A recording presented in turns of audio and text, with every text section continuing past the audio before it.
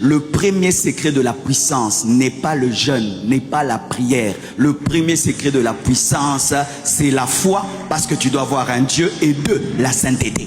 Parce que certains, vous habitez maintenant les forêts, vous ne faites que prier tout le temps, vous ne sortez plus de vos chambres cherchant la puissance, mais dans vos cœurs, vous avez la jalousie. Dans vos cœurs, vous avez la rivalité. Vous cherchez même l'onction pour dépasser quelqu'un. Vous cherchez même l'onction pour prouver à quelqu'un que vous avez l'onction. Vous cherchez même l'onction pour être célébré, glorifié, adoré. C'est pourquoi vous n'avez pas l'onction. Le chemin qui mène à l'onction et qui garde l'onction, c'est la sainteté. La sainteté te donne l'onction et te garde l'onction.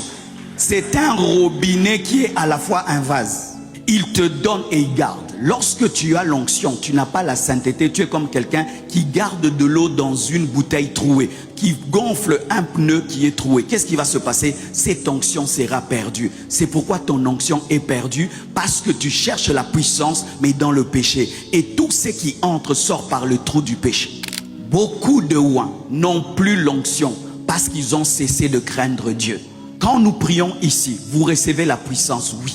Mais quand vous sortez, vous perdez la puissance. Pourquoi? Parce que vous n'avez pas la crainte de Dieu. Haïssez le mal, aimez la pureté et l'onction grandira, l'onction croîtra, l'onction montera. La Bible nous dit, après que Jésus ait vaincu la tentation dans le désert, il fut revêtu de puissance. Car la puissance est la récompense de la victoire sur la tentation. Chaque fois que tu as la victoire sur la tentation, Dieu te oint.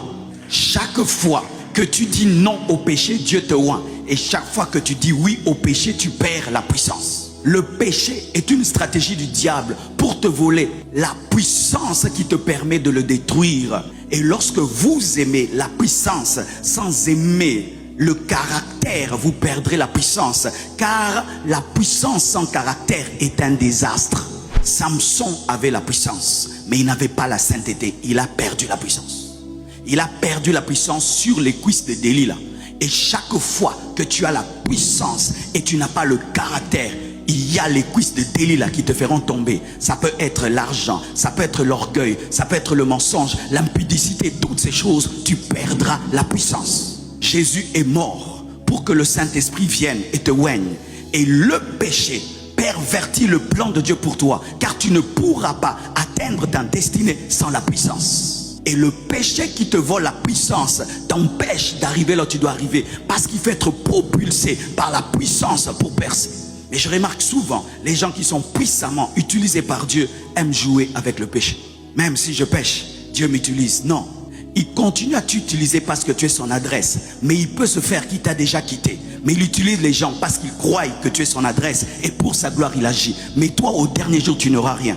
N'est-ce pas que la Bible dit? En ce jour-là, plusieurs diront, nous avons prêché en ton nom, nous avons fait des miracles en ton nom. Je leur dirai, je ne vous ai jamais connus. Ils avaient l'onction sans la communion.